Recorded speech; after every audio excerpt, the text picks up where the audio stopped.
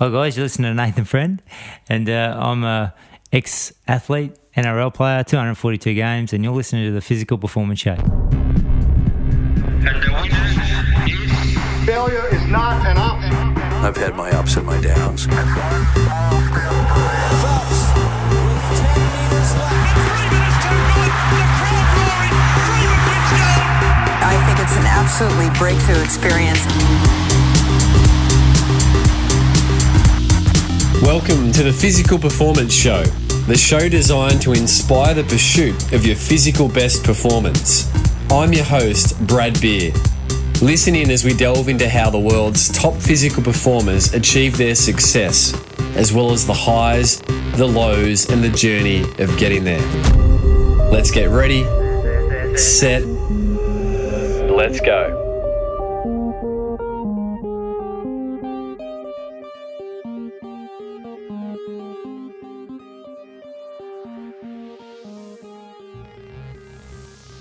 Listeners, welcome to another episode of the Physical Performance Show, brought to you by Normatec Recovery and Pogo Physio.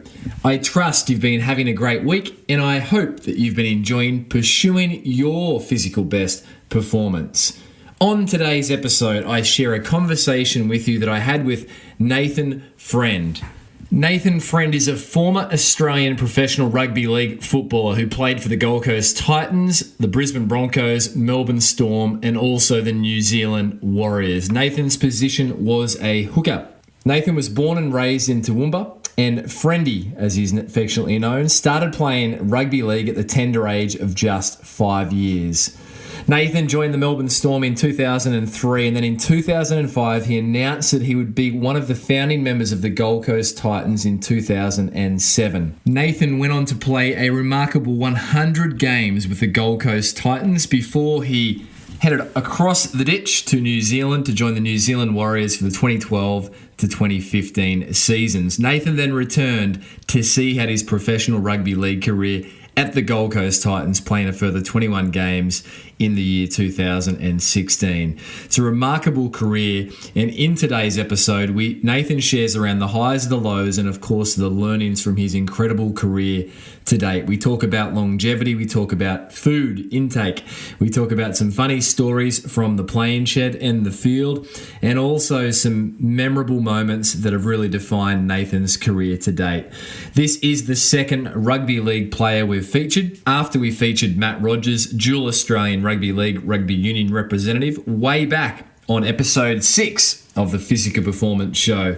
So let's jump in and take to the field with Nathan Friendy Friend, talking us through his remarkable career of 242 NRL first grade games.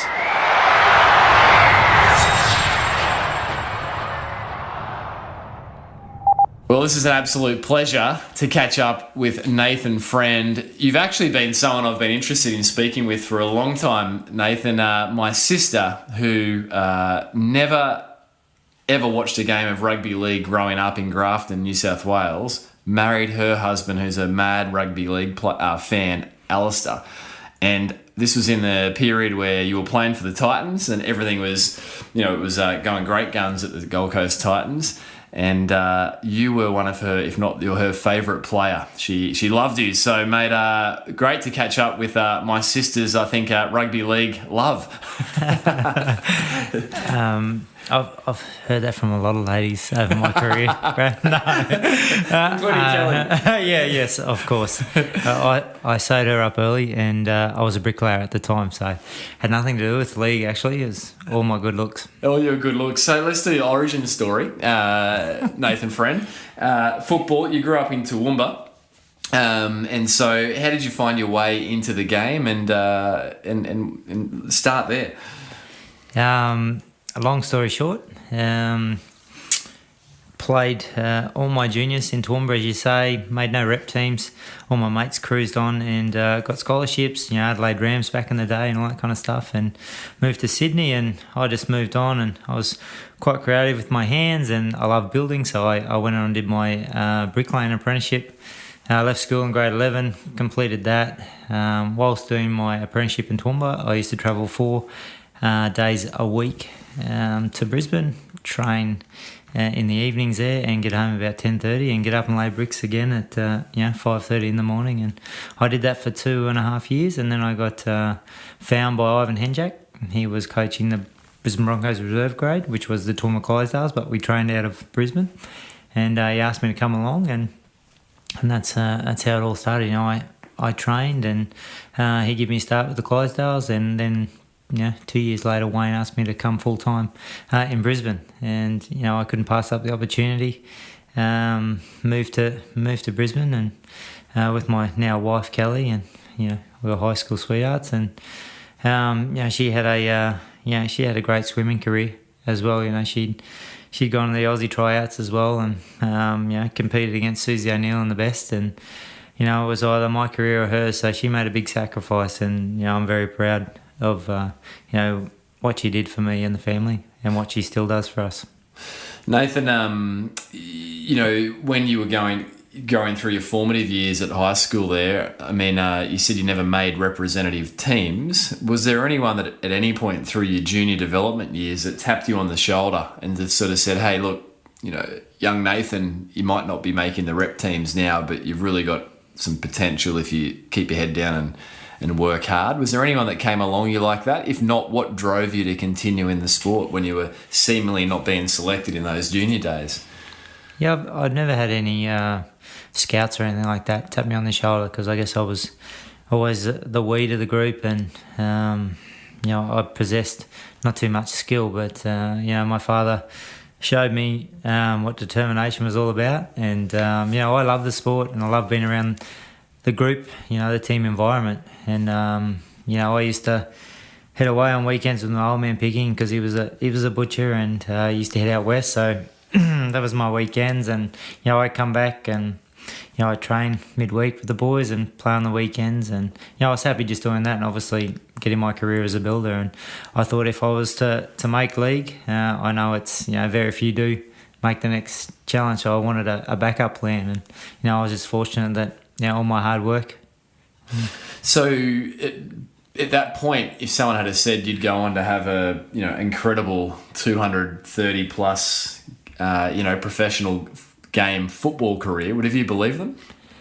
Not at all. I knew I had the desire, the drive, for doing the things that you do to get where you want to be. I'm pretty strong-minded, and I still am, and my wife tells me that a lot. But for me to get up at 5:30, go work, lay bricks, cruise to Brizzy, which was an hour and a half to Toowoomba, get back. You do anything to really live your goals, and to try and make something a success. And I wouldn't say I was fortunate. I was lucky enough to get spotted, but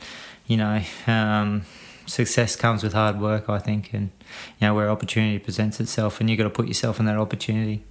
Where did that internal drive come from? I have no idea. I think my parents being both supportive of whatever we did. I've got two sisters, and whatever they did, they played Queensland and Australia softball and everything like that. So my parents drove us everywhere. That's what they did back in the day, and so they never put any pressure on me to perform or do what I didn't want to do. And league, I was always an outdoors kid, and obviously I just went down the league path. And I don't know why, but if I set my mind on something, it doesn't have to be sport, but whatever, I want to be the best at it as I can, and that obviously requires time and commitment. You mentioned that your dad showed you what determination was about. What did you mean by that? Well, I guess ever since I was a kid, I was shown I was shown a lot of love by my mum and dad, but if I was to kick my toe, I'd get nothing. So that's kind of how I was brought up, not to whinge or complain, and just get on with whatever happens. And that's how I kind of bring my kids up now. I'll kiss and cuddle them before bed and tell them how much I love them. But if anything is to happen like that, it's like there's worse people off than you, and in worse situations. And I always look at it as on the positive side of things. Half glass half full. Yeah, your two beautiful boys, Axel and Oliver, 8 and 10, I believe. And we've got one thing in common, Nathan. I've never played a game of rugby league in my life. I was always doing triathlon and sports like that, so I didn't want to get damaged mind you, I probably got more damaged in triathlon, I think, falling off bikes. But I'm the son of a butcher as well, mate. So I think I did see that the early starts for those guys and the hard work that our fathers put in.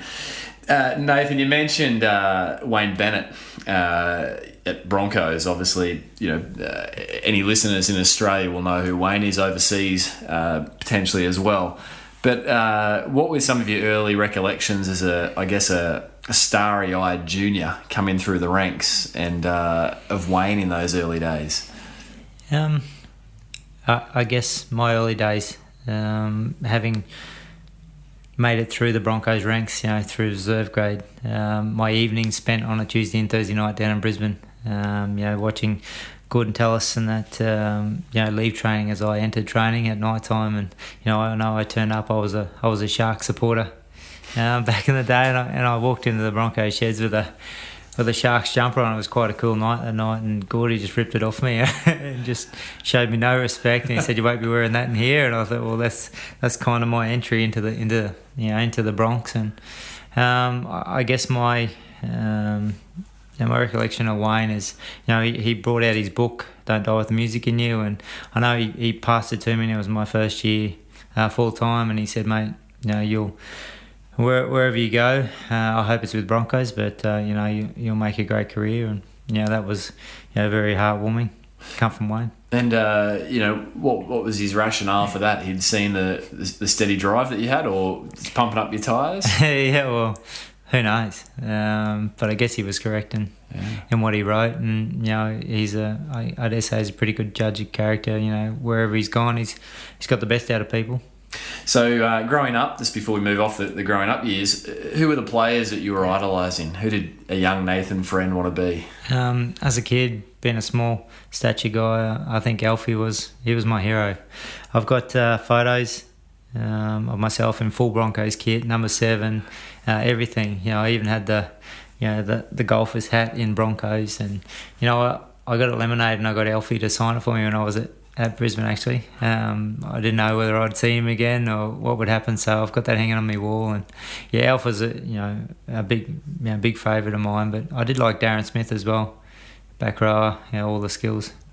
I mean, Alfie, I remember Alfie, the old football cards back in Grafton growing up, and I grew up in Grafton, but always went for Queensland in the State of Origin, so Alfie was a central figure in our house through those early State of Origins. So Nathan, the Broncos, you played one game there, first grade, and that was quite a special game. Can you put listeners in perspective with that match? Yeah, for sure. No, it went down as a baby Broncos. We played West Tigers at Leichhardt, and all the Origin boys were away, so that was obviously our opportunity to get a start. And I was 80 kilos, and I was playing off the bench, and Craig Bellamy was in charge, and I got on after 20, and I never come off that evening. It was a very enjoyable night. The game went so quick. I had to relive the game and watch it again to see what happened. All I know is I got suspended for 2 weeks after that match, my first game. I thought I was still playing country footy without any TVs and cameras, and I got done for a spear tackle, and then also another incident with an elbow in a tackle. So I progressed after that, but I missed out. Obviously, the week after, Wayne spoke to me and said, maybe if you hadn't been suspended, I may have got another start. So yeah. From the Broncos, you headed down south to Melbourne, and so at that point, the first time out of Queensland, what was that like at the time? Was there any trepidation about leaving the state of Queensland to go play league in what's back at that time wasn't a rugby league stronghold? It was certainly an AFL state. No, look, the decision was made because of my best interest in my league career. They had Pritis at Brisbane, and they had another guy, Michael Ryan, in my position there as well. So Craig asked me to move on down to Melbourne with him. Little did I know Cameron Smith was heading down there at the same time, and the rest is history there. But it was a decision made to further my career, and it was the best decision I could have made. I only played in the 3 years. Well, I was down there for 4 years, but my first 3 years I only played 30 odd games. I used to fly back to Brisbane every weekend, and Friday nights, and then we'd play Saturday and fly home Saturday night and just join up with the full-time squad down in Melbourne again. And, it was tough on Kelly because I was away. It was just her and I. We'd moved down there together to make a start, and it was tough. But, the final year in 2006, I got a start in round 3. And I played every game in the grand final. Unfortunately, we lost, but I left on great terms with everyone down there, and just a great association to be a part of. And I know if you've been within it, you can understand why they're so successful. But unless you are, it's hard to explain. 34 games, I believe you played with the Storm right through to the grand final. Two things. What would be the one? What do you think is the one thing that really has given Melbourne Storm such success? I know there's more than one thing, but what would be the one insight that you took from your time there? I guess it's the confidence the coach instills in their players. He doesn't expect anything outrageous from them. He expects them to do their job, but do it at the best of their ability. And when he brings you on board, no matter where you come from, he instills work ethic into you. He will take. I know when we all went down there initially, when he first started, it's probably over the top, but he started with our army camps. We went on the concentration camps for 4 days straight. I think we probably got in about 5 hours sleep, and I think that set the platform for all those boys like Greg Inglis, Billy Slater, Cam Smith, Cooper Cronk. All those guys were there, as well as the Steve Kearneys, the Robbie Rosses, the Matty guys from past as well. So we had a really good group and gelled really well, but it was because we all felt the lows together, and we trained really hard. We used to do 10Ks Monday, Wednesday, Fridays, and then we'd do 8Ks on the Tuesday, Thursday, Saturdays, but they would be ball skills. So the Monday, Wednesday, Fridays were all long distance, and it was just run you ragged. But kids were pulling up with shin splints, but we couldn't stop. We'd just keep going. And so ball skills, you mean you'd run 8 and 10Ks on the field doing ball work? That's correct. Yeah, wow, continuously. Yeah, so you'd split up into 2 groups. One group would go do triangles, so it'd be 200, 300, 400, 300, 200, while the other group played con games over here, and then you'd swap over, and you do that for an hour and a half or so. And GPS trackers were around back then, so you used to take care of all that. And you use the words, some people might have thought of Craig Bellamy's approach as over the top. Do you mean just because of the rigour involved? Like you said the word concentration camp, 5 hours sleep. So what were those camps like? Were they intensive? They were awesome. Like at the time, you're like, get me out of here. But to put the individual within that and to let him know that when you think you've got no more, you've got plenty more. It's the mind's mechanism to save it, and everyone felt that. We'd come back, and he put us out they drop us off in a van, pitch black, hold these wide bars, and they said, look, you'll see the van in a couple of hours. Just jump back on it and come back in. And we had to stand out there, and if you could hear noises and you think that the SAG guys were going to creep up behind you with their with their night goggles on, and you had to say, "Halt, who goes there?" And we were spaced out 100 metres apart in the middle of the bush. We didn't know where we were because we headed there an hour to get there, and we were all blindfolded. We didn't get the blindfolds off until we got there, so we had no idea where we were. But there was "Halt, who goes there" every 5 minutes, and after we didn't know how long it was, didn't have watches or anything like that, and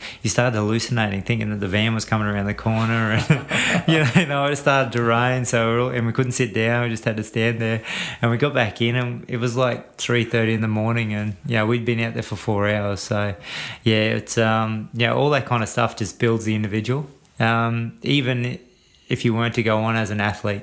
I think a lot of the guys that have been within the association have moved outside of the league environment and have excelled in their, in their work endeavours.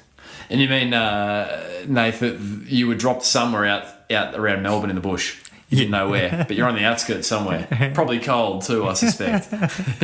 It was. It was a rookie error on some of the younger guys that had never been on these camps before. They didn't have the bike pants on because you just don't change on those camps. And, we had the buckets of Vaseline out after day 2. And, it was just so many different angles of hurt. But, we got on the other side of it, and I think that really made for what Melbourne's all about. And the camaraderie and the success.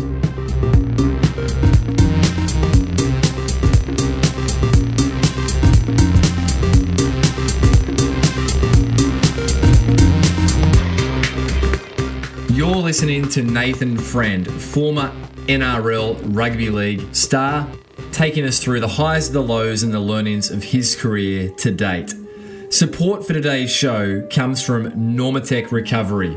Normatec is the leader in rapid recovery systems designed to give a competitive edge to the world's elite endurance athletes. The Normatec Pulse Recovery Systems are dynamic compression devices designed for recovery and rehab, using their patented pulse technology to help athletes recover faster between workouts and after performance by reducing muscle soreness and improving circulation. It's simple.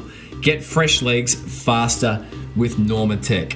And to celebrate Normatec's support of the Physical Performance Show, Alpha Sport are giving away 5% off all Normatec products. To receive 5% off, jump over to alphasport.com.au and there you can enter the promo code POGO, capital P-O-G-O. Get fresh legs faster with Normatec. Support for today's show is also brought to you by Pogo Physio. We exist to help you get back to your physical best following injury. We want everyone who walks through the doors of Pogo Physio to cross their physio finish line. That's where we high-five you and tell you that you finished rehabilitation and celebrate the fact that you're back to your physical best. We do this through traditional session-to-session appointments as well as some industry-first models of care, including our unique 2, 6 and 12-week fixed-fee unlimited access finish line programs. And furthermore, our very popular monthly wellness booster packages, which start from just a low $195 per month, health fund rebatable, and include access to services such as physiotherapy, remedial massage, clinical Pilates, and use of state-of-the-art rehabilitation equipment such as the Alta G anti-gravity treadmill. To find out more about Pogo Physio's services, jump over to pogophysio.com.au. Now let's jump back to Nathan Friend, NRL Rugby League star and 2009 Gold Coast Titan of the Year. In 2005, Friendy announced that you'd be one of the founding members of the Gold Coast Titans, and the history of rugby league on the Gold Coast up to that point hadn't been wonderful. Did you feel like you were, stepping into an unknown territory, coming back to Queensland in what at that point was an unfounded club? Was that a big decision for yourself and Kelly?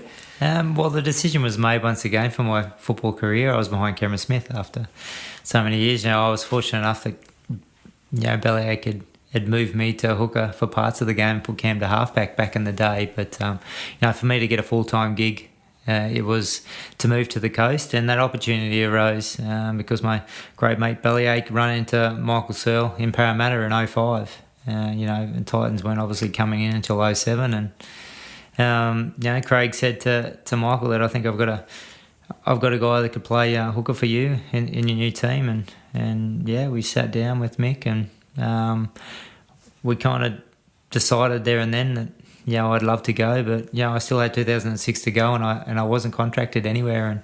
And Craig said to me, he said, mate, if you want to go to the coast, then it's the best thing for you. I'm very happy to take you in 06 to fill the void, and that's how it happened. And obviously just signed on the coast for a couple of years, but I moved out to 5 years.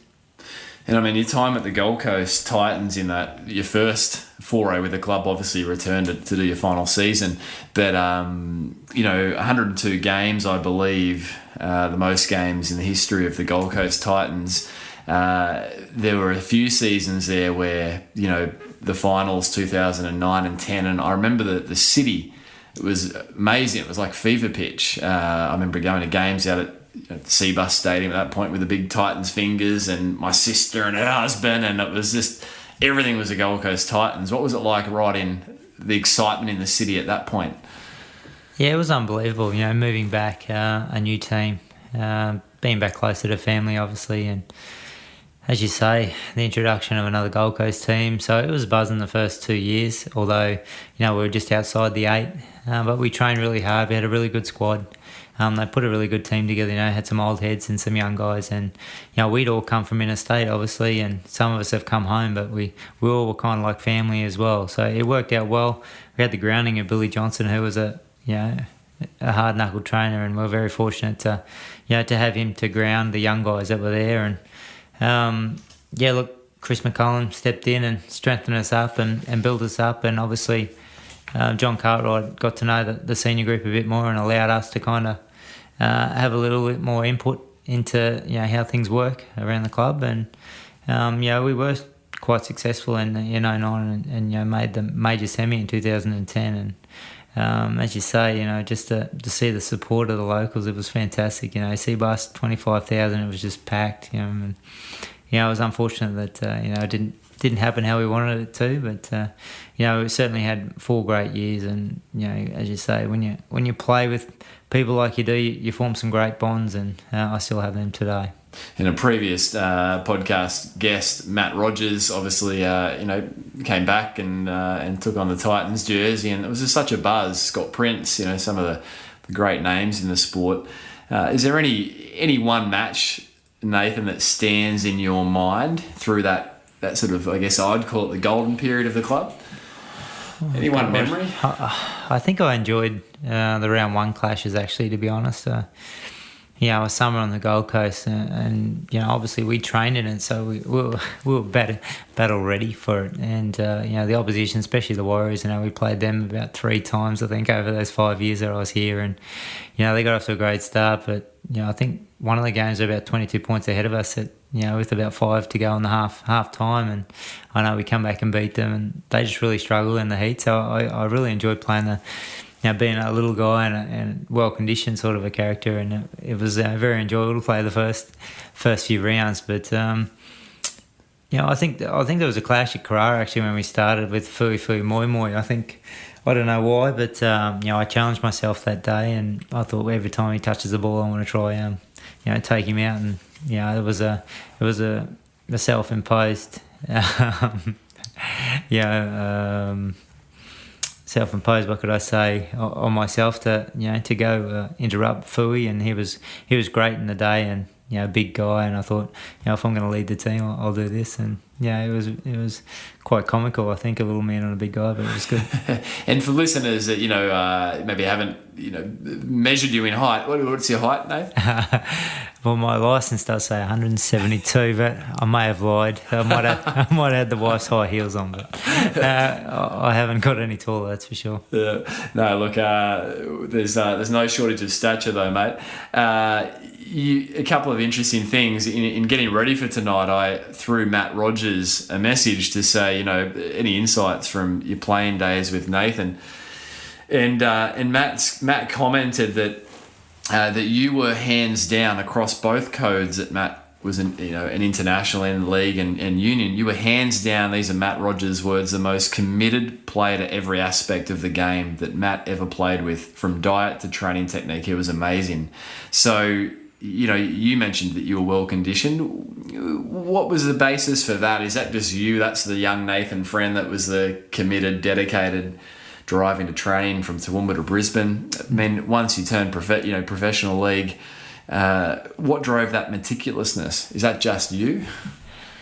I think it is. I think it's whatever I want to do in life. I need to know how to do it. I want to get the basics right, and then I want to expand on that. And if I need to study a certain subject so I can be the best I can, then I'll do that. Obviously being in Melbourne and getting the grounding with Cameron and stuff like that, it's the muscle memory stuff that you do, when conditioning goes out the window and you're buggered, and your brain just calls upon the reactive muscles to take over. So all that kind of stuff is why I trained like I did, try to put in the extra yards and do those little extras. And off the field, obviously, your performance is only as good as what you do off the field. And I realised that, especially at the back end of my career in my late 20s, how important recovery was. I just didn't bounce out of bed like I did when I was 20, and I knew for me to keep that feeling going, I needed to eat well as well, recover. And I mean, an example of eating well, like, would you any specifics from your diet through those playing years? Yeah, it's funny, look, like anything, it evolves, and I don't stick my head in the sand, and I like to try stay up with the latest. And always follow the research, and I like to be N=1 as well as my for myself, and being in the sporting field, you can do that. So obviously in Melbourne, in Brisbane when I started, I was a young guy. I was eating the pastas and eating all the carbs I could, just to get them in. And I know on my honeymoon with Kelly when I was Daydream Island, and I just had an ankle operation, and geez, I think I was 93 kilos, and that was just eating ice cream and just thinking that you could run it off, and I was strong obviously, but diet just plays a major part in an athlete's performance, and people overlook that. I know that I moved from Melbourne to the Gold Coast, and we had Billy, and Billy said an apple a day keep the doctor away, and he said you don't need supplements, you don't need this, all you need to do is train hard, drink water, and you'll be fine. So I went from about 90 odd kilos to 81 in the off season with Billy, and I certainly noticed how easy it was to get around the park. Obviously it was a little bit harder taking the hits at 81 kilos, but I found a happy medium of my diet had obviously changed, and then I did a nutritional course in 2008, and it was kind of a high protein diet. Eat every 2 to 3 hours, and I went along with that for a couple of years, but I always felt hungry after a couple of hours, and I thought is this obviously my training and all this kind of stuff. But then I moved over to New Zealand and incorporated good fats and stuff like that, and lowered the protein and still minimal carbs, and I felt fantastic. The best I ever had over my football career, and I just run with that, and I still do up to this day. It's amazing. I mean, Matt, on the end of that thread, Matt Rogers, he did say one funny memory, Nath, was talking about your protein days, that there was a time when Matt saw you pour a heap of powder into your mouth. It was either protein or creatine. And Matt looked at you and said, that must taste like crap. Nathan looked at me like I was an idiot and said, what the hell has that got to do with it? It's about a result, not the taste. Can you remember that? Yeah, look, supplements, food, I just look at it as fuel for the body and to get the best out of your performance. And I've tried some weird and wonderful things, and a lot of them without fillers and that in them, they do taste like absolute crud. But if they're supposed to be their natural form, and you get it in, and you used to have that window and all this kind of stuff, back in the day. So I'd do everything I could. Like I said, I didn't have the skill, but I had the determination, and usually that's what got me over the line. You mentioned ankle surgery when you're in your honeymoon, Daydream Island. What was the injury? What led you to surgery? Well, at the beginning of that year, I had a spur on my right foot, which was hitting a nerve. So it took us a while to figure out what was going on there. So they did that, but I tore my peroneal's longitude down my ankle. Longest. Yeah, so that one tore off the bone, so I had to get that stitched back up. Decent recovery to get back to a professional rugby league player. Yeah, just the standard 6 months, and away you go again. Away you go. The grease and all change, yeah. I mean, some of your meticulousness, which we just spoke about, obviously attributed to you playing, I believe it was 56 games, consecutive games for the Gold Coast Titans. In 2010, you played all the games for the Titans. 2009, you were the Paul Broughton Medal for the Titans Player of the Year. So clearly your approach was helping create, longevity, including being able to play consecutively. Obviously, you were seeing people around you who didn't have the same approach. Did you ever try and, coach them or try and encourage them, or is it just the environment where you just got to bring your best, what you've got, the next bloke does that, and away you go as a team? Yeah, I think it's monkey see, monkey do, and I always tried to, take care of my own backyard and, perform the best as I can. And, I notice people, I used to always take my own lunchbox to training, and, probably because I'm tired as well, I didn't want to buy my own lunch, but, I would always, overcook the night before, and would bring that in my lunchbox and, have it ready for, post-training. I couldn't be away from training. I would be doing my recovery while the other boys were in the car, going up to the, up to the bakery or whatever it may have been. But I've always been lead by example, and they will follow because they'll see the results, And I think that's the best way to show people how it's done. I'm not one to talk. More about actions. What was in that lunchbox? Back in the day, I used to eat a lot of tuna. I'm not even a big tuna fan. That's I probably haven't eaten tuna since then. And it was tuna was all over. The omega-3s and the protein, and I used to have them on rice crackers. Trying to stay away from the wheat and the gluten, but just have the rice as my carbs. And I would just always have them. And I have the bodybuilder diet was the cottage cheese as well. And so I kind of had those in my lunchbox, and obviously the veggies left over from the night before, and probably a homemade sausage from Dad's place, or a good ribeye fillet or something like that.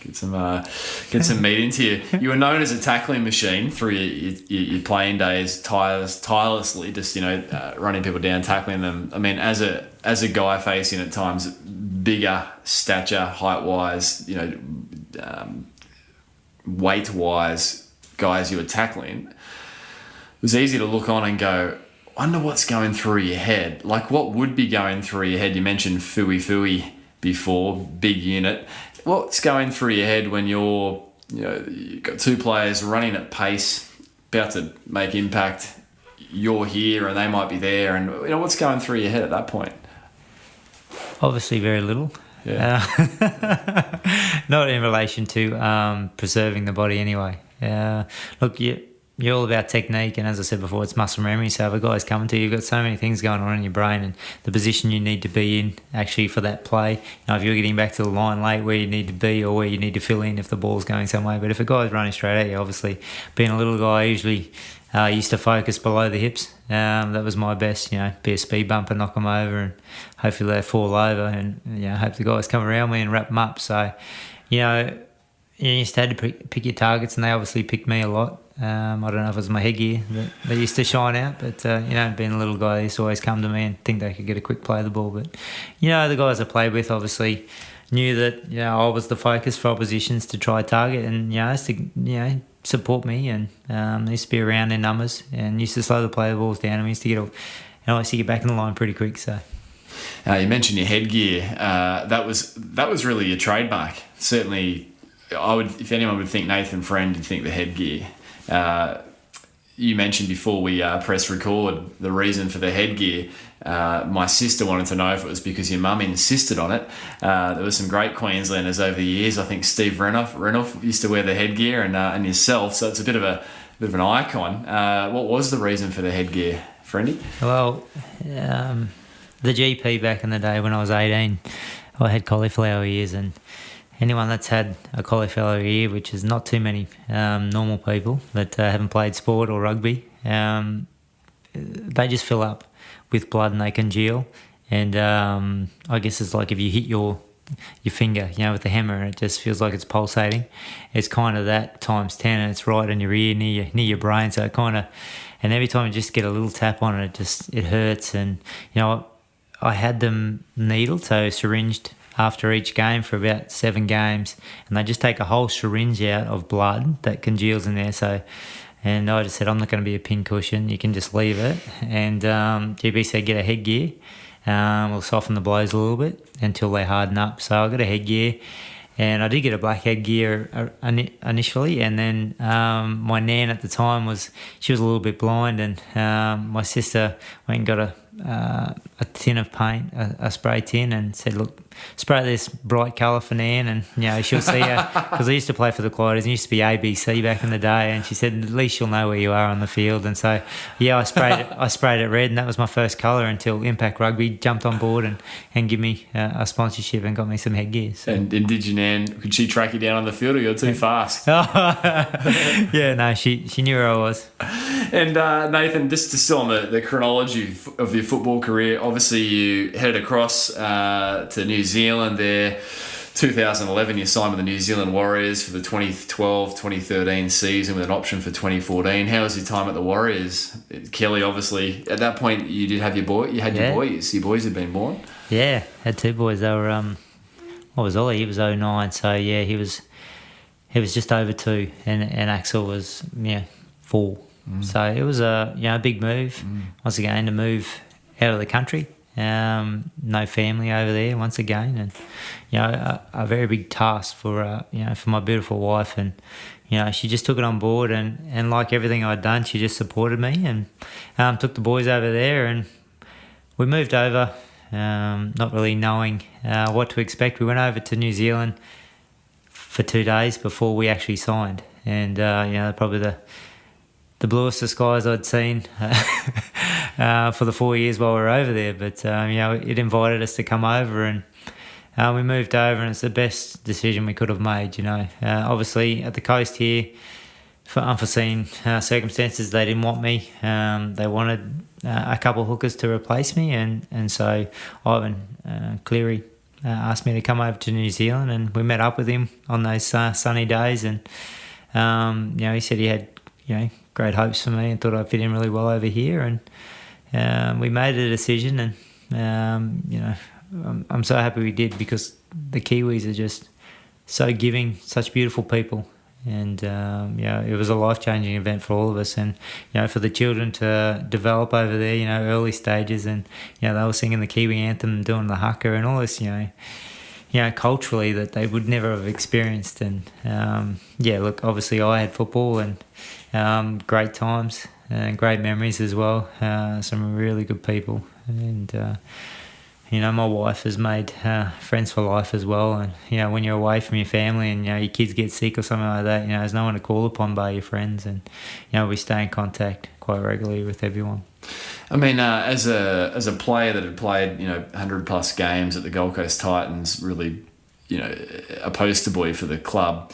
As a guy myself who had always done individual sports where you either towed the start line or you didn't, it was your call whether you raced or didn't. I have never really grown out of looking at team sports where you're selected or you're not selected, or you're renewed or you're not renewed. And, from the outside looking, I often think, gosh, that must be gutting to be so disappointing, to feel like you're, I guess, expendable and we don't want you next season. I mean, how do you, a player that's played with pride and commitment and, clearly been 110%er in everything you've done, how do you work through that? I mean, what goes through your head? Like, put us in that picture. What's going through your mind when you get the news that you're not going to be renewed?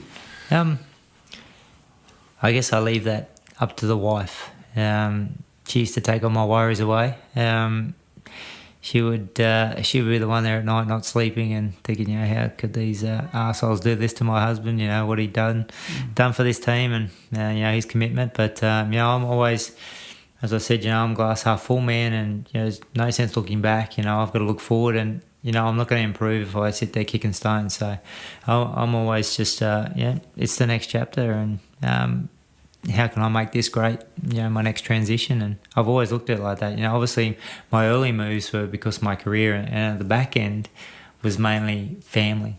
And I go out there because of my family, and I love the sport, but I'm feeding my family now. And it all just changes. My nutrition changed, but your whole philosophy on life changes once you have children. And people that don't have them, they probably don't understand. But the people that do, you're so selfish when you're young. When you have kids, everything just evolves around them, and you make all your decisions in life based around them. And then whatever's left, you can do something. Yeah, it's so true. I mean, in terms of, people exiting the club, I remember being in New Zealand myself just after the 2012 World Triathlon Championships in Auckland. It was November, and being in Queenstown, turning on the news and seeing that Scott Prince was leaving the club.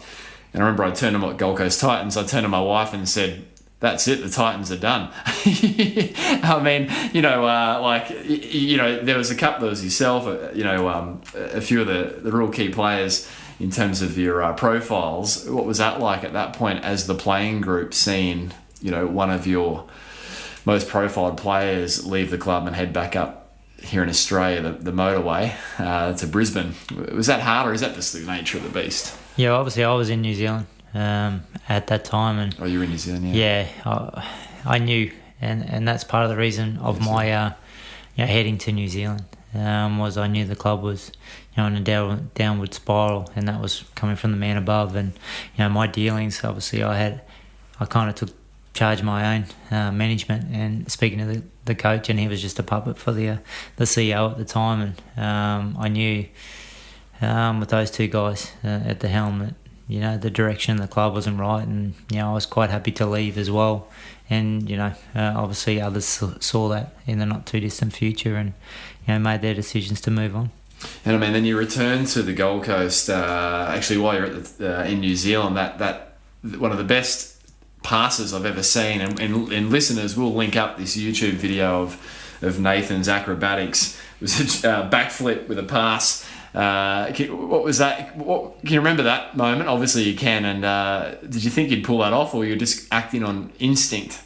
Yeah, well, the incident happened. It was fifth and last, and it was, you know, the player had gone across the field. So usually I would probably run across there and try to get the dummy half like I do, you know, 1,000 other times a game. But, you know, this one time I must have been a little bit poofed, and I just hung out towards the post and thought, you know, who knows what could happen here, and the ball went up, and so I thought, well, I've never had this opportunity really to go up for a ball. I wonder what it's like, and I went up and it stuck, you know, and just so happened that you know, I had to try to get the ball away. It was the fifth tackle, and, you know, I threw it between my legs, and there was a guy in front of me to hold me, which made it more spectacular, and, you know, fell in our guy's hands, and, you know, went through a couple more hands and a few flick passes and scored in the corner. I don't know. It was a close try. Whether he scored or not, I don't know. But yeah, I'll take it. And yeah, it's just one of the highlights that I had over there. You know, I had a really good 4 years over there. You know, I've had a couple injuries. You know, I had a shoulder injury the first year. At the end of that season, I had a shoulder, so I had to come back from that. And then I did had a nerve graft on that shoulder. Come back probably around 3 the next year, and then. About 4 games in, I broke my jaw, so I had 6 weeks off there. But mostly played all the games there, and yeah, had a really good time. And then for your final season, back to the Gold Coast Titans. So the family, the boys, Kelly, yourself, shipped back across.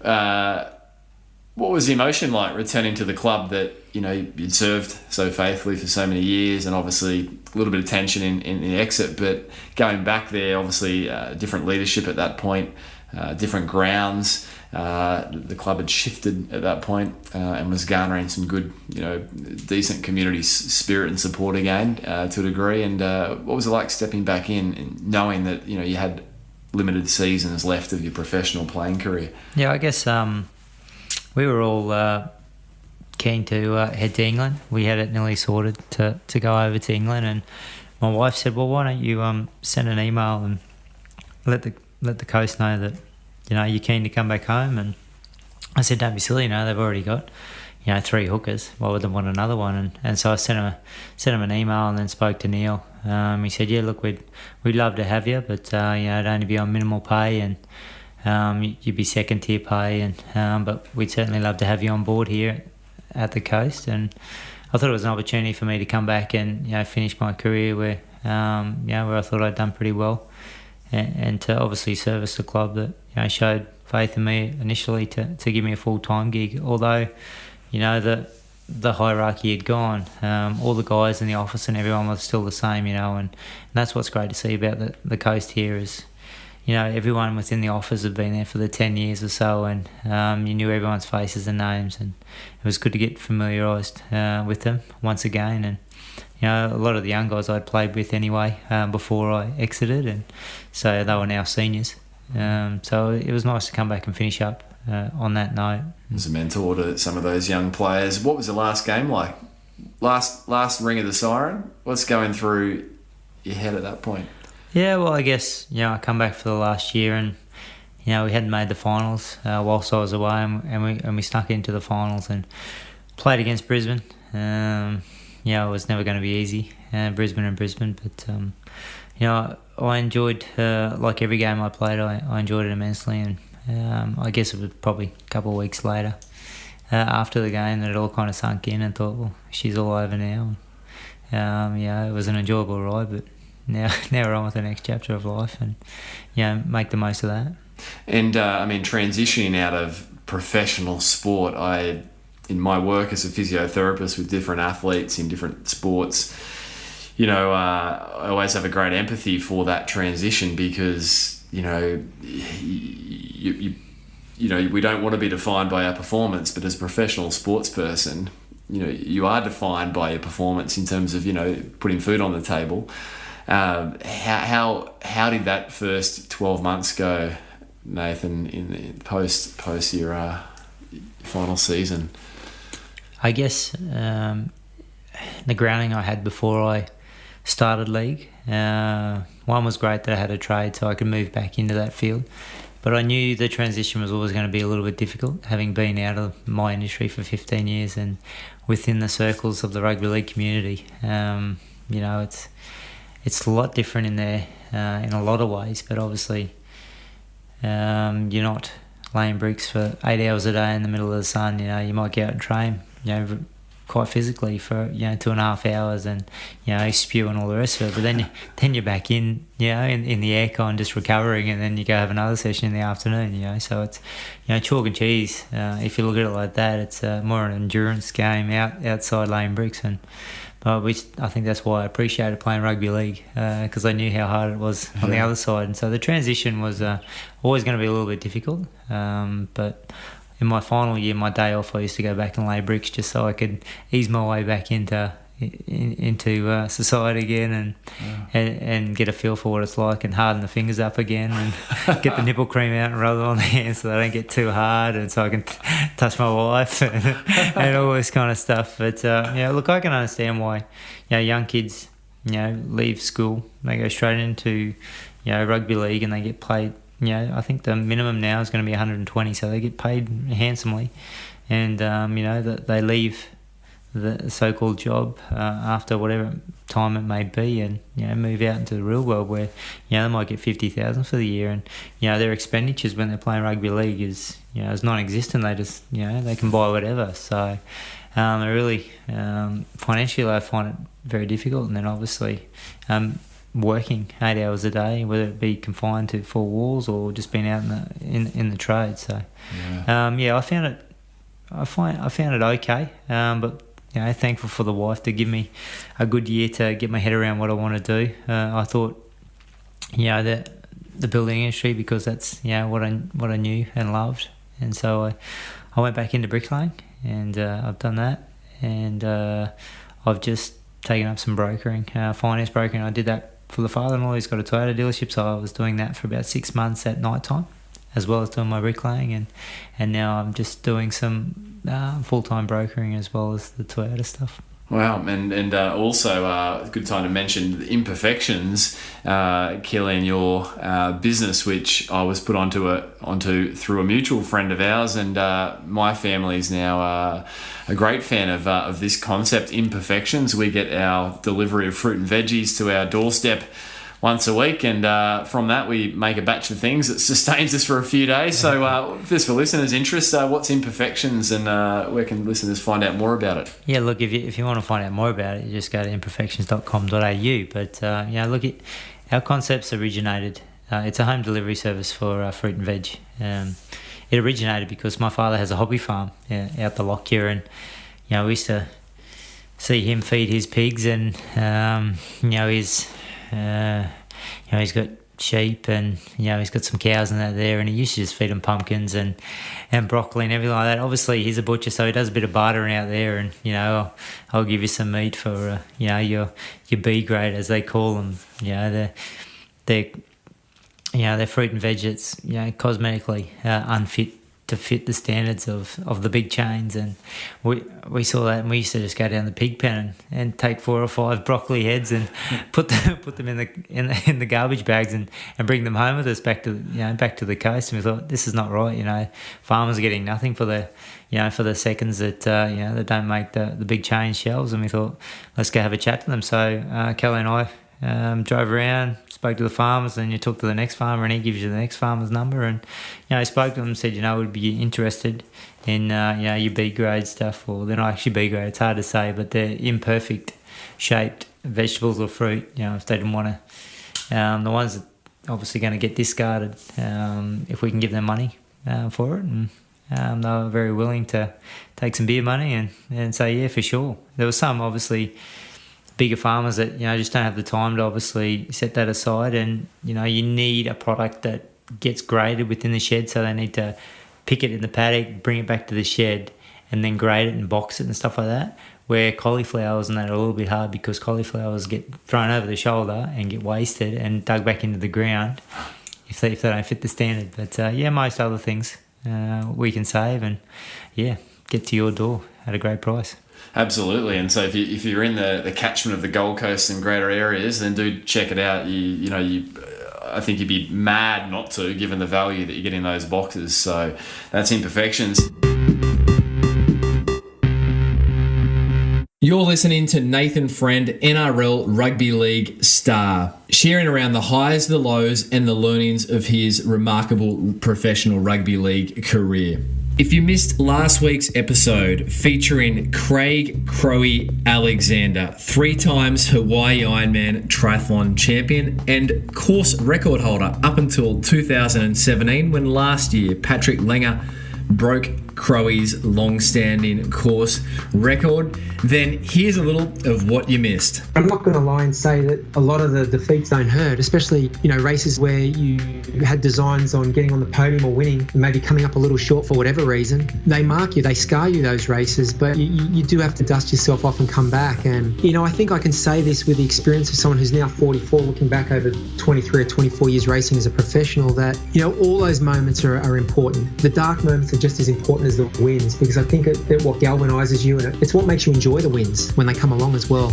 To tune into the full episode of Craig Alexander, Crowy sharing, episode 102, be sure to jump back on your podcast player and peruse not just episode 102, but all of the podcast episodes of the Physical Performance Show. You can check it out on your favourite podcast player, or of course over on the show notes, pogophysio.com.au. Let's jump back now with Nathan Friend, NRL Rugby League star. Let's do a performance round, Friendy. So here's a bit of a session, your training session for the day. Some rapid fire questions. You ready? The training session you most disliked. Look, I enjoyed the running component of training, and obviously in our sport there was a fair bit of that. So I love that, but being a small guy, I really hated the one-on-one sessions of the wrestling and the and the tackling, because I always had to take on guys that were quite big and obviously nearly double my size. And this is during the week, and this wasn't even game day, so I was shattered. Training session you most loved? You mentioned running. I did enjoy the first week back to training, because I'd already done a couple of weeks myself, pre-training, just being an old head, you need to, equip yourself ready to, take on the test that is coming forward in the first week of training, because they always put something forward. You got to do 5K run, it's got to be under this time, or 5 laps in 4 minutes and all this kind of stuff. But, I enjoyed it just because I knew I could get through it, but I just wanted to see the guys that had been away, had a really good break, and put on the pounds and had done no training, and just finish and just sit there and sip on my water and just watch them come in and try reaching and going white. So I think, that was probably my favourite, actually. Favourite pre-match meal? What would you fuel yourself with before you ran out into the field? Yeah, look, before a match, I used to always just work back from a match. So I'd eat 3 hours back from a match. So if we played at 7, I'd eat at 4 in the afternoon. That would be my last meal. And then an hour before the game, I would have my protein shake. So, but then, if I had 4, then I would have lunch at 12 o'clock. And then I would just have breakfast. I wouldn't have a meal in between. I used to like to eat close to a game. A lot of guys couldn't hold food down, where I would go to the toilet quite a bit game day. I think that's how my nerves used to work. They didn't want me to be full or have all the blood in my digestive tract whilst they need to be out in the extremities for the game. So I knew what I was doing, and I used to fuel myself, and I used to work back from the game, and I used to have a protein in my last meal. pre-2000 or post-2007, it was just like veggies and meat with a lot of coconut oil and butter and stuff like that. But before that, it was like have a sandwich with with plenty of meat on it and a little bit of salad. Away you go. Yeah. When you're through your playing days, your bedtime, morning time, were they quite regimented, or were you a bit more laissez-faire with that? I think my chronology kind of changed throughout my career. And, I was probably made more aware of, as I said, recovery and stuff like that. And that happens obviously when you're sleeping. And I wasn't one for great sleep, especially in the middle of my career. I used to think about the game a lot and, what I could do better. And a bit of a thinker that way. And it probably wasn't until I got to New Zealand where Nam Baldwin took me on board and he came over and he taught us some meditation and stuff like that. And so I got his program and I used to meditate before I went to bed every night and just listen to it. And it used to just calm me and, get the parasympathetic nerves on and used to really calm me. And I used to, ease myself into sleep and I used to sleep a lot better. And obviously I changed my diet and I didn't have obviously that amount of carbs and I had good fats and I kind of obviously were releasing ketones and just, sleeping really well. Drift off to sleep. Who's the athlete that you most admire, Friendy, and why? When I grew up, I loved Andre Agassi. I don't know why. I guess he was a bit of a character, and he was a fighter, and I think I enjoyed that about him. I used to watch all sports and I used to play all sports growing up, from the country and, cricket to volleyball, having two sisters, I used to play softball and, I used to play everything. So watched everything, winter com games, Olympic games and, I think Andre Agassi was, one of my faves, obviously Roger Federer and, I've got a few tennis, fans of tennis players, but league, like I said, no, Alfie was, Absolutely, he was up there for you. Toughest player you ever played with? Who was that and why? Oh, geez, toughest player.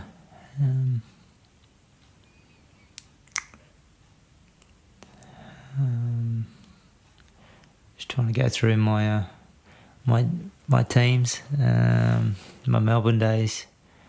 I think toughest players, I guess Billy Slater was pretty tough.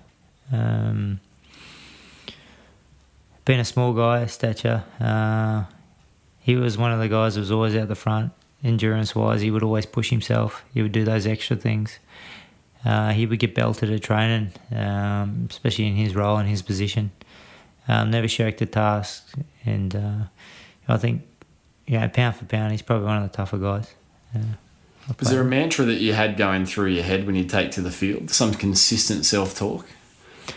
No, I just knew that, if I trained well during the week and, did all my EDLs and all my videos and left no stone unturned, as they say, and prepared myself as best as I could, the rest kind of took care of itself. Yeah. And, I was always at ease when I run on the field, kind of took in their environment and, enjoyed it for what it was. And so, I never really had too many nerves, butterflies or anything like that going into a game. I used to be pretty jovial before a game and have the music going around and not my earphones on, but obviously had the music going in the sheds and, I just mucking around with guys. And quite relaxed. One word to describe your playing style? Some would say boring. Others? What do the others say? How would you describe Friendy being in the zone? I have no experience of team sports, particularly contact sports, being in the zone, only my endurance sports. But what's it like to be in the zone on the pitch? How would you describe it?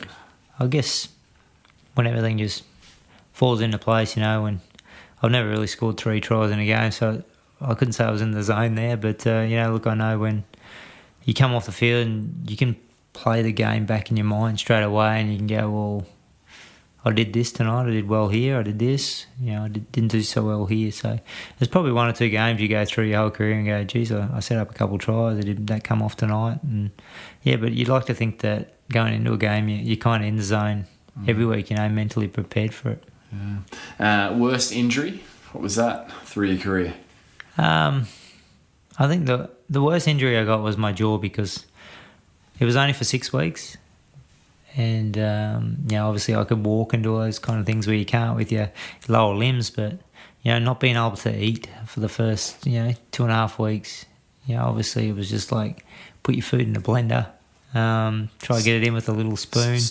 And, I used to just chuck everything in the blender the first week. And if anyone that's ever just chucked their cooked veggies together with their meat and tried to eat it tastes absolutely horrendous. But if you divide the meat and the vegetables, it's more doable. So that was probably the worst operation for that reasoning. You have it tension wide, did you? Or no, well, it split straight down the middle in my jaw, down the bottom part. So I had a plate straight across there. So I had 6 screws put straight across there.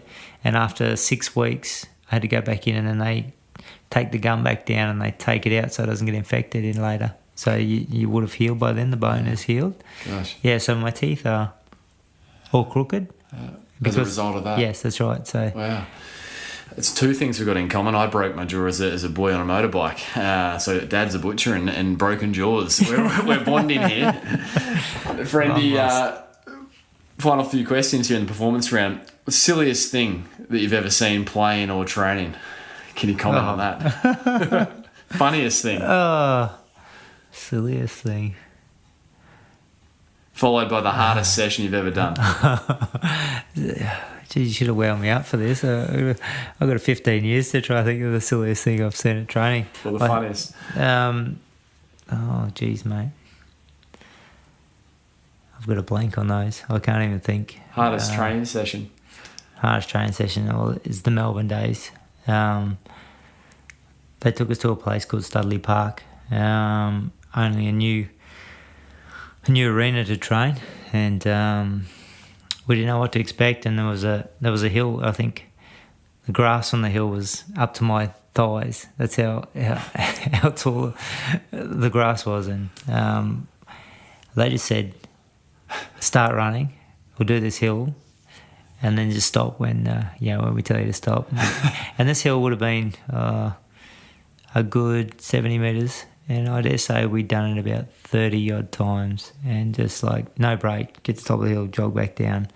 And that was our introduction to Studley Park. And then it got easier, obviously, before then. But that was, I think the coach started it and he blew out and did his calf after a couple. So he felt for us, but we had to keep going. Were you more worried about the physicality of it or the snake oil factor? Because you're in Australia, you weren't in New Zealand. Yeah, but we were in Melbourne, so a bit too cold there for the snakes. Too cold for snakes. Yeah. One piece of training advice, Friendy. What would be one piece of training advice you'd give to people listening who are out there pursuing their physical best across a whole bunch of endeavours? What would be Nathan Friend's? I think don't judge yourself upon other people. You can only do what physically you can do and what you can control. And I think if you are to continually improve on what you can do, so you need to have markers. So whether it be time or repetition or whatever it may be, but you need to have physical markers that you can tick off and go, well, yeah, look, I'm improving on that time, or I've punched out more of these, this week, and sooner or later it's slow progress, but you obviously you'll become better. What's on your bucket list outside of sport now? Obviously, perhaps there is still some sporting goals for Nathan Friend. My bucket list, I think I did a little bit of travel with the family. Footy was good for that. Obviously been in New Zealand and been to America and took the kids to Vegas and the wife to Vegas and went to Disneyland and stuff like that. But I think wife's been to Europe a few times and she's been in New York and she said that she'd love to take me. And I think travel is one of those. I don't really mind where I head to as long as I've got the family around me and we can experience that together. Be fantastic. And the boys, are they picking up a football, or what are your sons into? Well, New Zealand, it was all about touch rugby, at their age, and they played soccer. It's a great grounding for whatever sport you want to play soccer because it's such a balanced sport. with the ball and at their feet. You know, they're forever trying to evade people, but they've got to, control the ball at the same time. So the boys have come back to Australia, and all their mates are playing rugby league. So they've joined up, and they're playing rugby league, and they love it. They don't watch it. They don't have a favourite player, or they don't have a favourite team, and I don't know. I don't know whether that stems from me, because during my footy career, I never sat down. I never watched the games. If it was a game on, I'd sit down and watch it if I was doing nothing. But I wouldn't stop and watch the game. I tried to get away from it, kind of keep my mind fresh, and so I never really had it on the TV. And I don't know. The kids just love that environment that I did when I was a young guy. But they love playing league on weekends, and love riding the skateboard and riding the bikes. Active boys. Yeah, living life. If you'd have dinner with, fun question, dinner with 3 people, living or past, who'd be at Nathan Friend's dinner table and why? Oh, Jesus. He could be there. Yeah, well, that'd be an interesting conversation. The afterlife, that'd be a good question, wouldn't it? That's one I'd have to say Jesus, because I've always thought about death, and I'm thinking, I guess that's why I eat like I do, because I want to extend on my life, not for myself, but to experience my children and hopefully their children. So, death is one thing that obviously could happen tomorrow, but I'm trying to extend it if I can in my control. I have to have Andre Agassi, and I've read his book open and all that kind of stuff, and just ask him a few questions. Everyone thinks political when they go to these, I think, like the Bill Clintons and stuff. Donald like Trump that. has been thrown up a few times. Well, yeah, of course. But no, obviously I'd need to have my wife there. Would she be in the kitchen cooking? I don't know, but she'd have to be there for sure. So we've got Kelly, Jesus and Agassi. That's a weird cocktail, isn't it? But make for interesting conversation. It would be a good one. Nathan Friend, every guest of the Physical Performance Show issues listeners with a physical challenge for the week. So this can be entry level, or it can be extremely difficult. What's Nathan Friend's physical challenge for the week going to be to listeners? Well, I guess we spoke about this earlier, and I said, what have you had in the past? And I was just thinking, chin-ups. I know how I've got 2 boys, and they're like, Dad, I could do this. This is easy, and then they jumped on there, and the oldest, he got 2 out actually, with no help. And then the young fella, he got in there, he really struggled. But, I gave him 2 weeks, and, they were pumping out, 6 or 7. So, it's like anything, as I said, the muscles will build. If you're constant with that actual exercise, the muscles will adapt, and you will become stronger at whatever you do, whether it be vascular or whether it be physical and in the gym. So I'd say doing some chin-ups. Say you can only do 2, and maybe you can only do a half one. See if you can advance to 1, and then, from there, add on. And listeners, if you take on the challenge, and just out of interest, what's your record in a row? Back in the Warriors days, we had a guy called Ruben Wiki, one of the greats over there, and we used to do sessions where it'd all be body weight, it'd be dips and it'd be chin arms, it'd be push-ups and all this kind of stuff, and you had to do so many in 30 seconds and all the rest of it. And I remember doing about, I don't know what they call the monkey ones, the mad swing ones, but I think the most I got out was about 15. But I could never get over the bar like the guys go over the bar, but I was just happy, with 5 shoulder operations to try and get 15 out. Get 15 is a solid effort. So if you do take it on, listeners, jump on and tag it in. 09 Friendy, let me know. So where can we find you? What was that address again? 09 Friendy is my Insta handle, and Twitter. I don't really get on Twitter, but Instagram. We'll tag that up, listeners, in the show notes. So head over there and do let Nathan and myself know. Actually, before I'm talking about the funniest moments of training, I used to play with a guy called Luke Bailey or Bull Bailey. Forever taking his pants off, and he always had Speedos on post training because he used to sweat a lot, and he would always class himself as a field goal expert. And the guy would practice after training. He would run, take his pants off, no kit on, just his Speedos, and he'd he put about 5 or 6 attempts. I don't think he ever got them, but he'd have the goose step and then he'd go for the field goal. Yeah, no, that's and that was very enlightening. A serious effort from Luke Bailey, or that was always in jest because he was the self-appointed field goal expert. That was just Luke Bailey. He was a little bit left field, and that's what we love about him. Yeah. Oh, that's great. Well, he was a bit like yourself, one of the icons of the team. So, Nathan Friend, lastly, every guest gets to tag an athlete or a person to be on the physical performance show that they think would be interesting to hear from. Who do you think would be interesting to hear from in an upcoming episode? So I've got to think local. Anywhere. Do you travel? International. We can do these on Skype. Oh, God. We've had US athletes. We've had Canadians, Kiwis, Brits. I think, can you get Manning on here? He's a quarterback. Peyton Manning.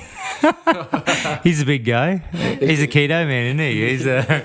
He's extended his career. What is he, 40? He is one man that defies the odds, but you'd be doing great if you can get him, Brad. Well, we might need... I'll throw that. That is a challenge. It's a big challenge. That's a physical challenge. We might need Nathan Friend's help for that one. Yeah. Pull a bit of your influence. So domestically, anyone you can think of domestically? I was talking to Robbie McEwen actually on the weekend. He was a great guy, an interesting guy, and I hadn't seen him for years. But I dare say you've probably got him on the show. Have you had him on the show? Not yet, but Robbie, if you are listening in, let's get it done. He tells me he's taken over from Phil Liggett. Is that right? He was telling me that he's the man now. Phil's gone. Yeah. He's taken over. We've had Phil on as a previous guest. Yes, yeah. But they're apparently good mates, so no animosity between them. Yeah. Well, Nathan Friend, you're an absolute gentleman, and certainly, as an endurance athlete myself over the years, football, was something that wasn't always at the top of my viewing list. However, through those years where this city was a buzz, you were one of the guys that I certainly really admired. So, mate, thanks for your time tonight. After hours, after your boys have been put to bed, and all the best for the future. And thanks for your time. No, thanks for having me, Brad. I'm an avid podcast listener. And, when you asked me to come on, I was, chomping at the bit. I'm so happy that someone's asked me to join them as a guest. And this is your first one, I believe. Yes, it is, mate. And, I hope it comes out all right and people enjoy listening. I mean, people do say I've got a monotone and put people to sleep. So hopefully you're not listening to this in the car and they're driving on the highway. But, it's been great, mate. Thank you. Thanks, Friendy.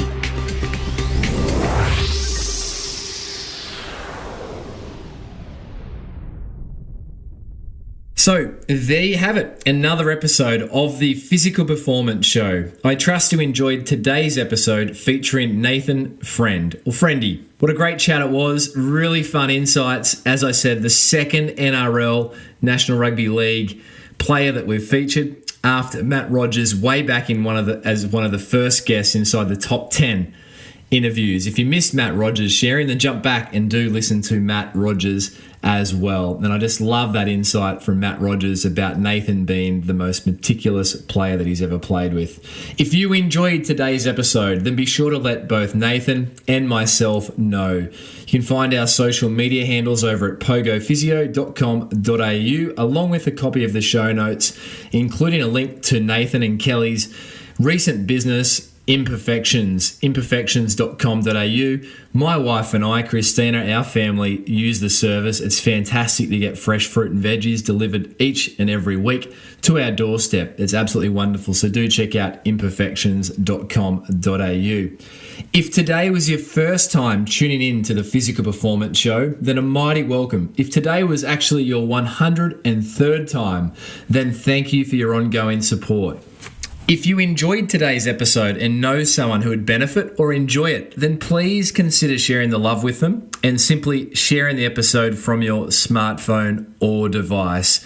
Sharing means certainly the world to me, and it helps the show grow by getting it into the earbuds of more people who, just like you, are looking to pursue and perform at their physical best. Don't forget also to hit subscribe from within the app of choice on which you are listening.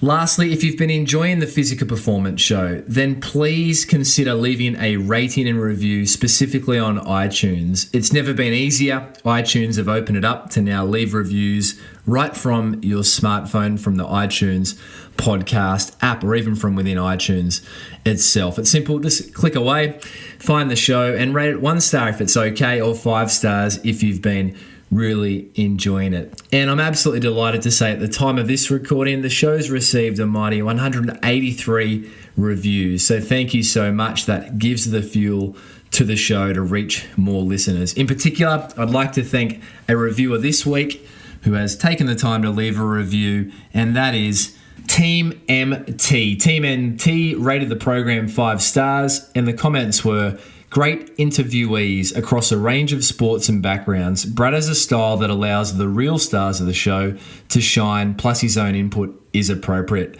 Team MT, thank you very much for taking the time to leave the review.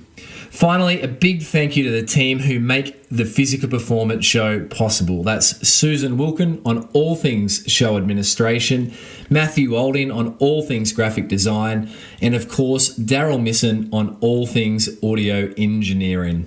A big thank you again to our show sponsors, Normatec Recovery, who without their support, this show would not be possible. Podcasts are free to download, however, they are not free to produce. So a massive thanks to Normatec Recovery. Be sure to jump over and check out the Normatec range at alphasport.com.au. If you're into running, you can now pick up your copy of my running and jogging bestseller, You Can Run Pain Free. It's available over on Audible or iBooks, and it's also available in Kindle versions and, of course, paperback versions via Amazon internationally and also in Australia, or pogophysio.com.au. To say thanks for tuning in to the Physical Performance Show, you can head over to pogophysio.com.au, pick up your copy for 50% off. That's right, 50% off the recommended retail price of $24.95, simply by entering the promo code, one word, POD 2018. That's POD 2018, all lowercase.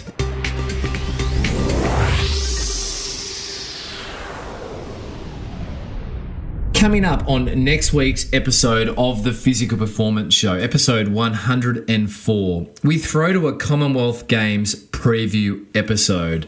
We are on the eve of the Commonwealth Games here on the Gold Coast 2018. And so next week we hear from all sorts of athletes. Ben Treffers in the swimming pool, Dame Bird Smith, bronze medalist in the 20k walk from the Rio Olympic 2016 Games. Jess Trengove in the marathon, bronze medalist in the 2014 Glasgow Commonwealth Games. We hear from Luke Matthews on the track, Pat Tiernan on the track, Ryan Gregson and Jen Lecars, who were bunkering down together at Falls Creek at the time of recording. We hear, of course, from Eloise Wellings, popular guest previously on the Physical Performance Show. And we have a bit of fun previewing the Commonwealth Games and hearing from the athletes around what they have been focusing on in their final preparations. So that's next week on the Physical Performance Show, episode 104, Com Games preview. Be sure to tune in. Until then, keep pursuing your physical best performance. I'm Brad Beer, and this has been the Physical Performance Show.